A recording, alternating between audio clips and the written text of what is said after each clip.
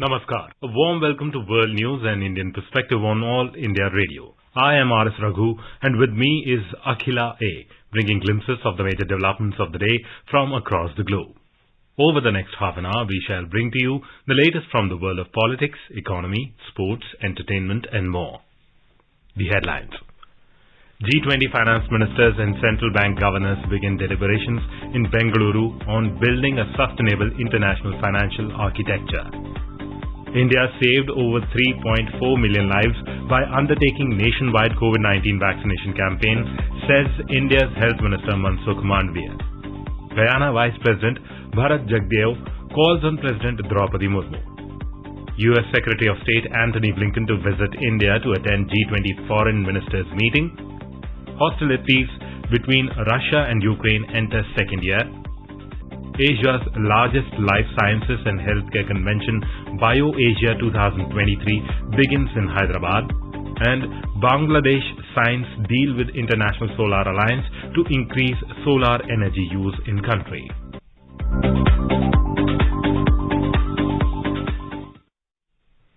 The first G20 finance ministers and central bank governors meet deliberated on international financial architecture, sustainable finance and infrastructure in Bengaluru on Friday. The session was jointly steered by Union Finance Minister Nirmala Sitharaman and Reserve Bank of India Governor Shaktikant Das. The inaugural session began with the opening remarks of Prime Minister Narendra Modi in a recorded message. He called upon the custodians of the world's leading economies and monetary systems to bring back stability, confidence and growth to the global economy. The finance minister invited the views of the G20 delegation on how multilateral development banks can be strengthened to address the shared global challenges of the 21st century. She highlighted rising debt vulnerabilities in many countries and sought the views of members on multilateral coordination. She also spoke on India's priority of financing the cities of tomorrow. On the sidelines of the G20 meet, the finance minister met Deputy Prime Minister and Minister of Economy and Finance of South Korea, Chu Kyang-ho. The two ministers discussed global issues including the priority of strengthening climate change financing and enhancing bilateral economic cooperation. Talking to AIR News, economic analyst Siddharth said the Prime Minister underlined the key issues of world economy and stressed upon the united and innovative efforts to tackle the economic issues at the first minister-level dialogue under India's G20 presidency. At the first meeting of finance ministers and central bank governors was to focus on the most vulnerable sections of society who have been hit by COVID-19 pandemic. We talked about reforming the multilateral development bank. The idea that India has been pursuing is that these multilateral development banks need to vitalize, rework to deal with present-day challenges such as climate change and also address the high debt levels in several countries. Apart from that, key theme of Prime Minister's message was on how India has used digital technology to deliver public goods, and he talked about how money could be transferred seamlessly and in a touchless manner during the COVID pandemic and cited the example of UPI. He said that this model could be used by other countries and India is willing to share its expertise. At the same time, the PM has also sounded note of caution on some of the recent innovations, as he said, in digital finance, which pose the risk of destabilization and misuse. His reference was to evolution of cryptocurrency, which countries around the world are seeking to regulate, and India has said that how they are trying to use G20 as a forum to get everyone on board to regulate crypto assets. In Maharashtra, Aurangabad District Administration has developed a special mobile app, G20 Aurangabad, for the convenience of delegates arriving for the G20 inception meeting scheduled in the city on 27th and 28th of this month. More than 150 delegates are expected from the G20 countries. The app will provide information to the delegates about the arrangements made for them in Aurangabad city and details about the inception meeting and other programs. Information on tourism and heritage monuments like Ellora Caves, Ajanta Caves, Aurangabad Caves, among others, is also available on the app in English, Hindi, Chinese, Japanese and other languages with photographs. Names of organizing committee office bearers with their contact numbers and helpline numbers have also been made available on the app.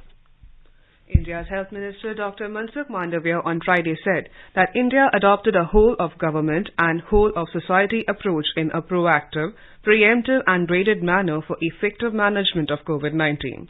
Dr. Mandavia was delivering his address at Stanford's India Dialogue session during the release of a report.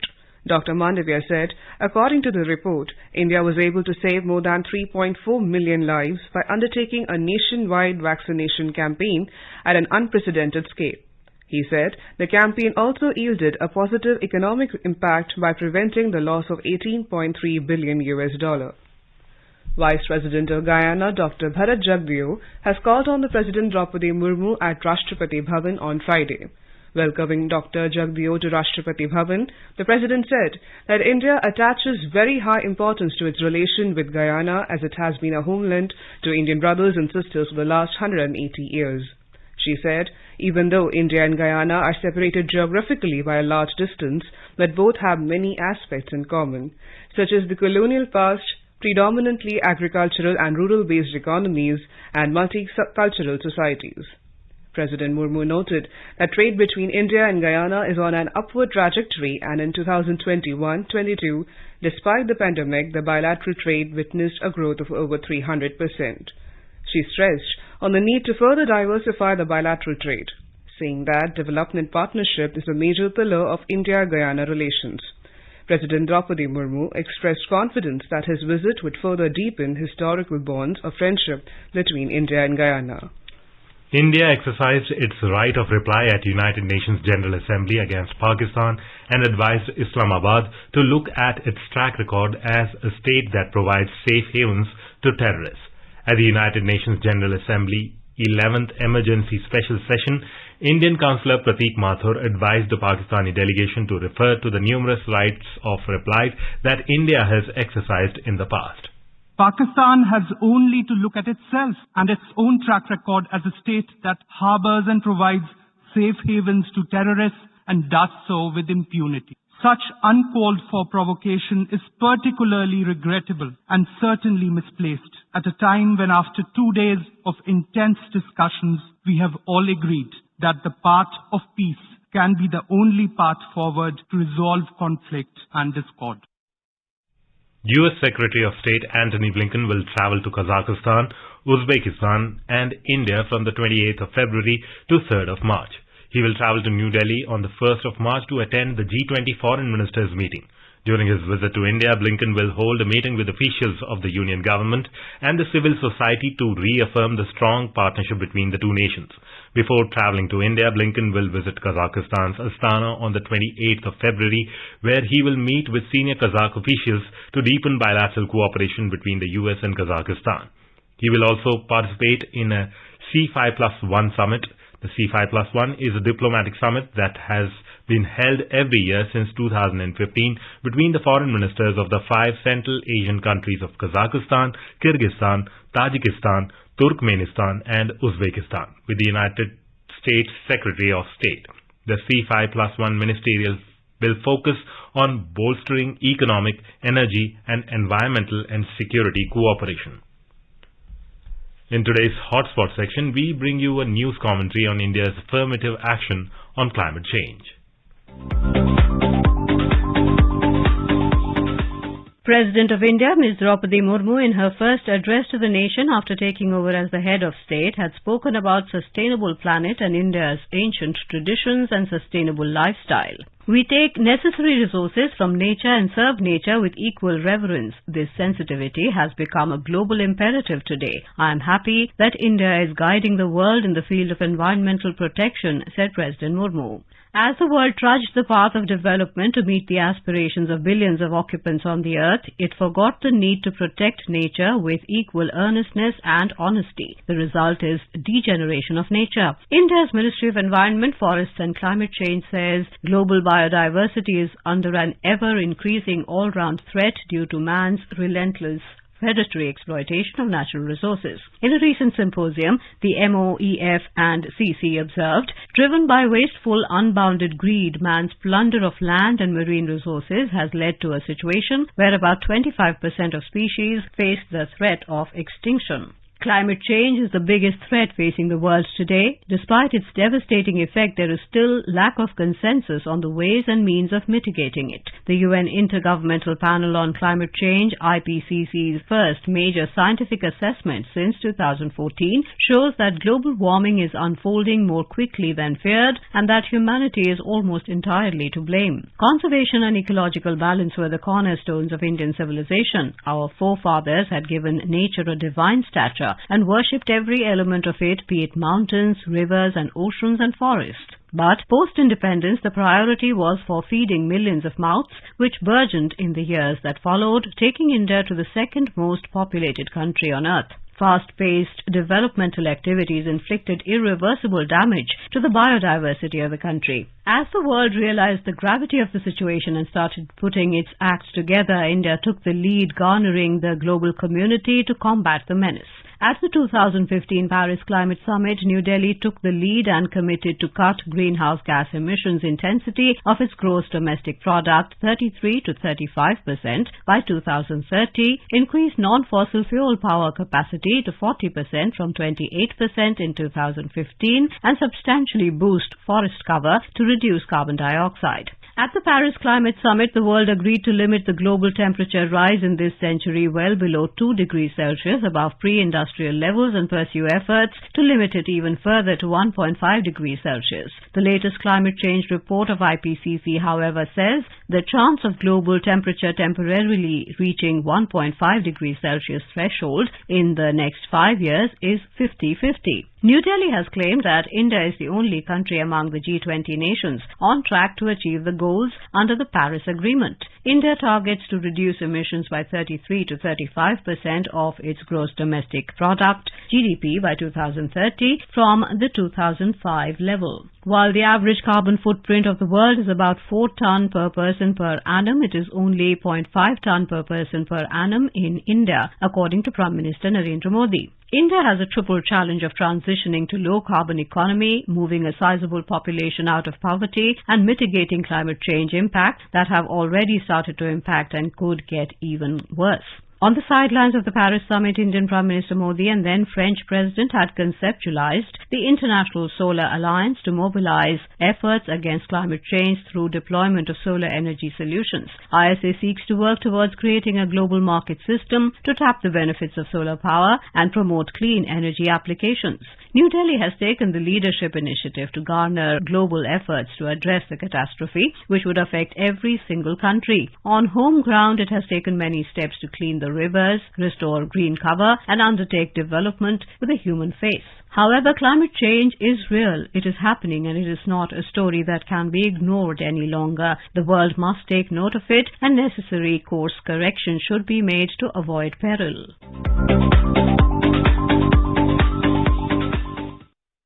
This is All India Radio, giving you the world news. External Affairs Minister Dr. S. Jaishankar on Friday extended greetings to his Estonian counterpart, Urmas Reinsalu, and the other people of the country on their National Day. In a tweet, Jaishankar said, "Our growing partnership with its focus on digital cooperation holds a lot of promise." In September, Dr. Jaishankar met Reinsalu on the third day of the 77th session of the United Nations General Assembly in New York. Both the leaders then discussed the deepening of bilateral cooperation between the two nations after India opened its embassy in Estonia. The decision to open the Indian mission in Estonia was taken by the government in 2021 to strengthen ties. India's State for Science and Technology Minister Jitendra Singh said that India's bioeconomy is poised to touch $300 billion by 2030 and is set to join the global wave of a new industrial revolution.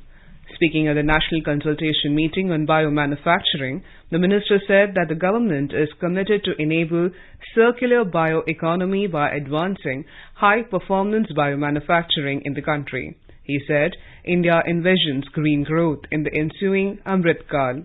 Mr. Singh said that Mission Life, launched by the Prime Minister, urges the people to put forward green and friendly environmental solutions. Ukrainians paid tribute to fallen loved ones on Friday as the Russia-Ukraine conflict entered its second year. At a ceremony on Kyiv's St. Sofia Square, President Volodymyr Zelensky bestowed medals on soldiers. The colors of Ukraine's flag lit up the Eiffel Tower, the Brandenburg Gate, the Empire State Building and the Sydney Opera House. There were no major public events to mark the anniversary in Russia, which set off fireworks on Thursday for the annual Defenders of the Fatherland holiday and held a pop concert on Wednesday attended by President Vladimir Putin. The 20th edition of BioAsia, Asia's largest life sciences and healthcare convention, was inaugurated by Telangana Industries and IT Minister K. Tarak Rama Rao in Hyderabad on Friday. This year's theme is Advancing for One to celebrate the spirit of collaboration and promoting human prosperity. Inaugurating the summit, the minister said, COVID-19 pandemic proved the value of collaboration as the world came together to overcome one of humanity's greatest healthcare challenges. He said, BioAsia played a crucial role in the development of life sciences industry in the country.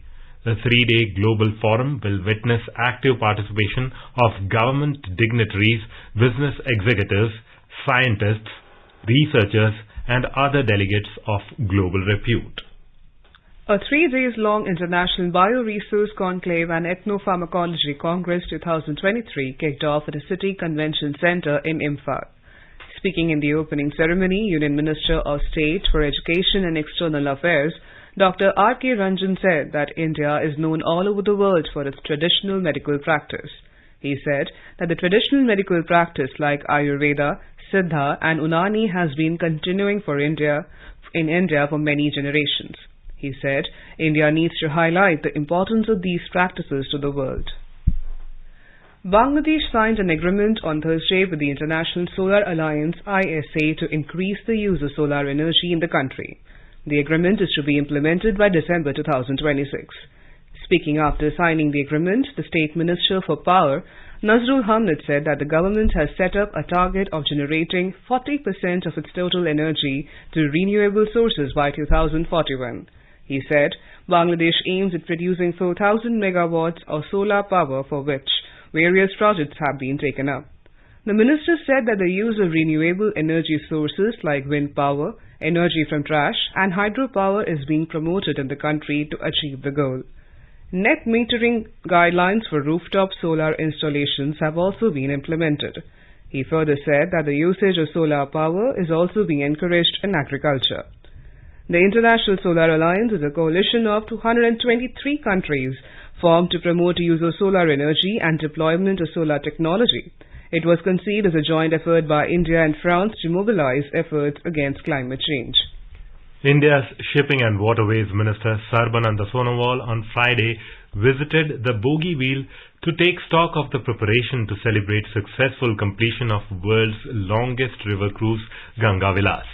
The cruise is scheduled to reach Bogeyville in Dibrugarh district on the 28th of February. On Friday, the tourists of world's longest river cruise MV Ganga Vilas visited the Kohora range of Kaziranga National Park in Golaghat district. Prime Minister Narendra Modi had virtually flagged off the cruise on the 13th of January 2023 from Varanasi, Uttar Pradesh, and it has already traversed through Uttar Pradesh, Bihar, West Bengal and Bangladesh. India's Education Minister Dharmendra Pradhan will inaugurate the New Delhi World Book Fair on Saturday. The 9-day fair will be held at Pragati Maidan in New Delhi. Several literary and cultural activities focusing on the theme Azadi Ka Amrit Mahotsav will be organized during the fair.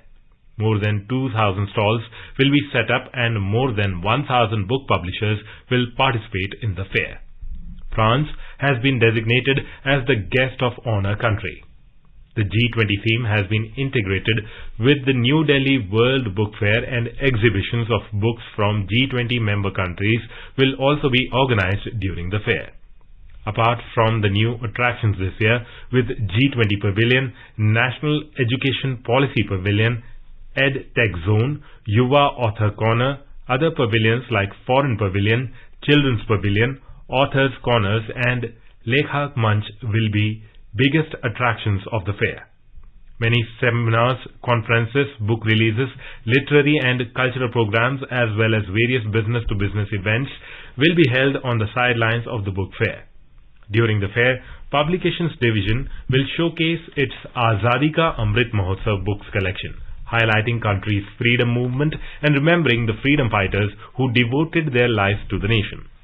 The division will also be offering its premier Rashtrapati Bhavan series of books as well as speeches of presidents, vice presidents and Prime Minister at the fair. In Sri Lanka, the Swami Vivekananda Cultural Centre held a festival of Carnatic music, the Tyagraj Aradhana at Saraswati Hall in Colombo. The festival is an annual Aradhana of Telugu saint composer Tyagraj. Saint Tyagraj attained Jiva Samadhi in Tanjavur district of Tamil Nadu. The Aradhana witnessed rendering of the saint's Pancharatna Kritis. Speaking about the Saint Tyagaraja's tradition of bhakti, High Commissioner of India Gopal Bhagle said, "Devotion or bhakti brings out ultimate surrender to the Almighty." He added that bhakti along with music takes one to the heights of spiritual joy which cannot be described. In cricket, South Africa defeated England by 6 runs in the second semi-final of the ICC T20 Women's World Cup at Newlands Cricket Ground in Cape Town, South Africa. Chasing a target of 165 runs, England could score only 158 runs at the loss of 8 wickets in the stipulated 20 overs. After winning the toss and electing to bat, the hosts scored 164 runs for the loss of 4 wickets. South Africa will now face Australia in the Summit Clash, to be played on 26th of February at Newlands Cricket Ground, Cape Town, South Africa. India's Sports Secretary Sujata Chaturvedi on Friday inaugurated the 3-day All India Taekwondo Championship in New Delhi. The championship is being organized to commemorate the 50th year of diplomatic ties between Korea and India and to revitalize Taekwondo that has been stagnant since the pandemic and to lay the foundation for the future as a major sports event between the two countries. The Sports Authority of India is co-hosting the event with Korean Cultural Centre India and Korea National Sport University. Speaking on the occasion, the Sports Secretary expressed hope that this sporting event will further strengthen the ties between the two countries. India's domestic coal production has shown impressive growth in the past few years. It has increased from over 730 million ton in 2019-20 to over 778 million ton in 2021-22, achieving a growth of 6.47%.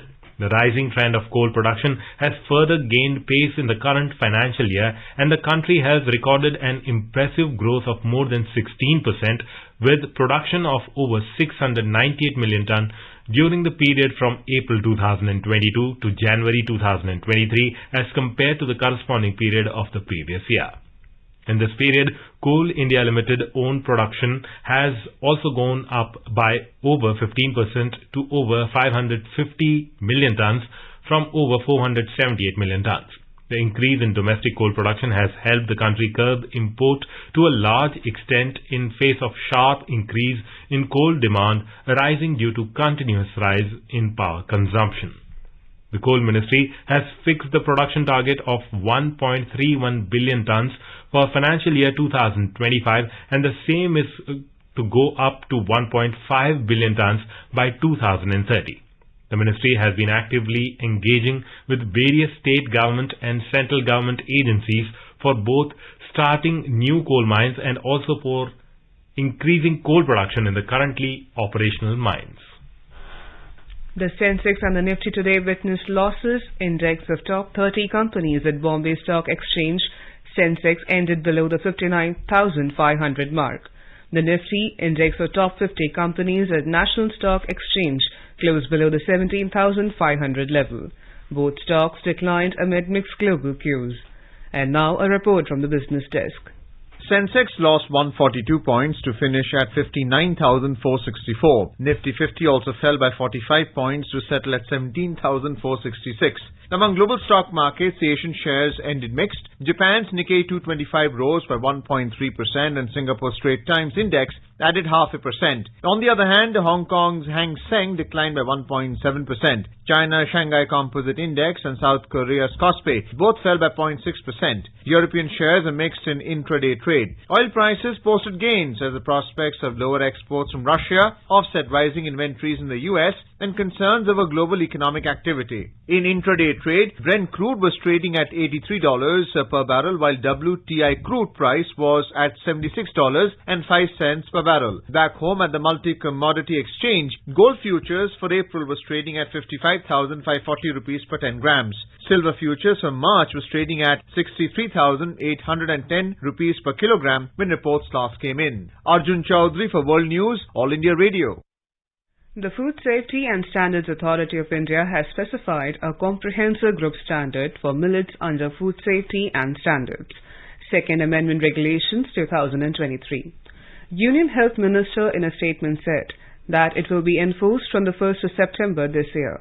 Currently, individual standards for only a few millets like sorghum, whole and decorticated pearl millet grain, finger millet and amaranth are prescribed.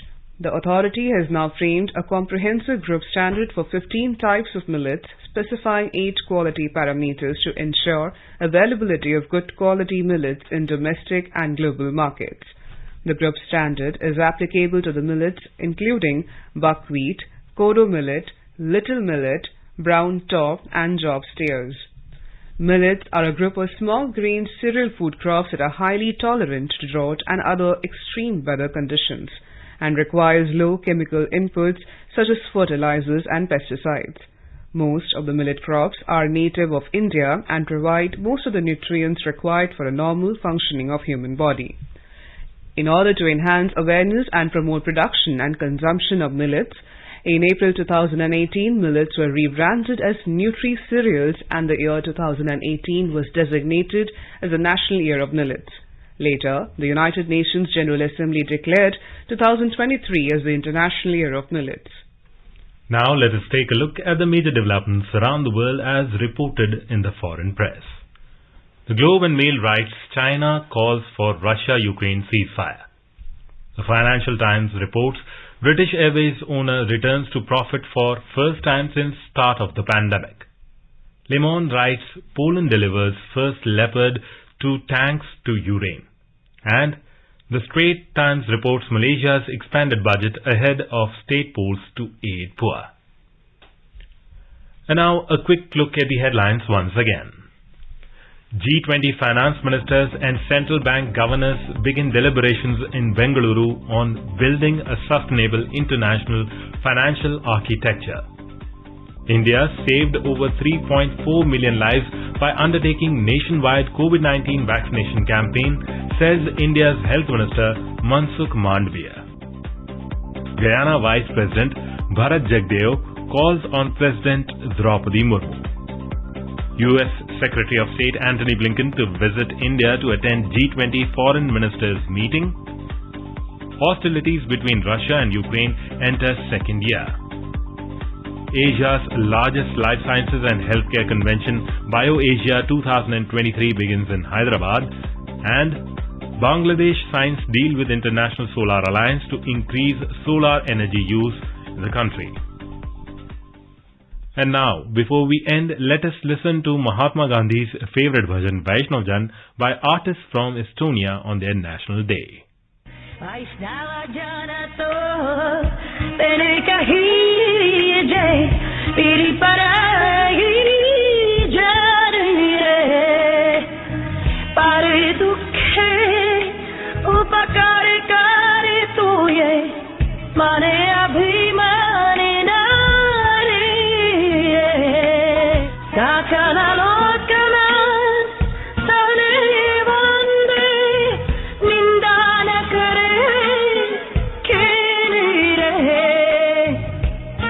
Chakachamane Nishchalanakhe Thana Dhana Janani Tenire Vaishnava Janato Tene Kahiye Jai Piri Paragi Jare